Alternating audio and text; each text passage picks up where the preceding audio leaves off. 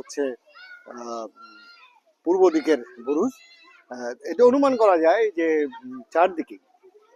চারদিকে চারটি বুরুজ ছিল, কিন্তু বর্তমানে দুটির অর্ধেক অংশ টিকে রয়েছে, বাকিগুলি কিন্তু ইতিমধ্যে কলাপস করেছে বা এটা এখনো অদৃশ্য রয়েছে, মানে এটি আর কোনো প্রত্যক্ষই করা যাচ্ছে না, তার কোনো কিছুই নেই।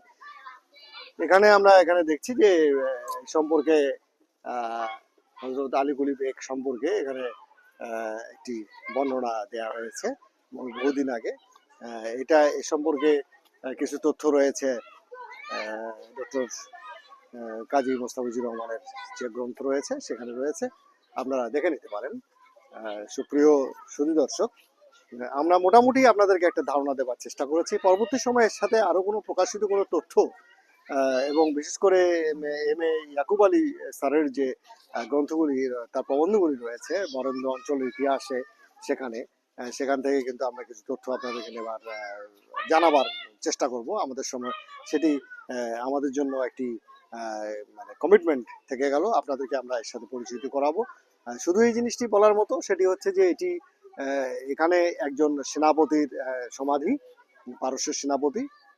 এটি তিনি এখানে 12 বছর এখানে সমাহিত থাকার পরে পারস্যের প্রধানমন্ত্রী শাহ মুজাফফর তিনি এখানে এসেছিলেন। এটি আসলে এই তথ্যটি রাজশাহীর গৌরাঙ্গ যে এখানে এলাকাটি রয়েছে সেখানকার একটি প্রেস ছিল, সেটি হচ্ছে হাবিব প্রিন্টিং প্রেস। সেই হাবিব প্রিন্টিং প্রেসে এই তথ্যগুলি প্রকাশ করা হয়েছিল। সুপ্রিয় সুধী দর্শক, সেখানে বলা হয়েছিল যে একটি ওরস মোবারকের আয়োজন করা হয়েছিল। সেই ওরস আয়োজনে যে লিফলেট তৈরি করা হয়েছিল, সেই লিফলেটে বলা হচ্ছে যে এখানে পারস্যের তিনি প্রধানমন্ত্রী তিনি এখানে এসেছিলেন।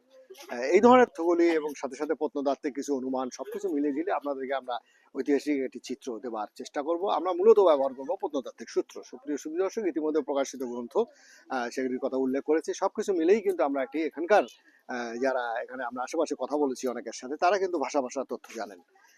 তারা কিন্তু আসলে মানে খুব বেশি তথ্য দিতে পারছেন না এবং জনশ্রুতির উপরেই মোটামুটি ভাবে এই স্থানটি পরিচিতি লাভ করছে। তবে আর্কিওলজি ডিপার্টমেন্ট এটা যেহেতু এটা সংরক্ষিত এলাকা ঘোষণা করেছে, আমরা আশা করি আগামী দিনে এখানে একটা বড় ধরনের গবেষণা কার্যক্রম সম্পন্ন হবে, সরকারের সদয় সম্মতিও সেখানে পাওয়া যাবে।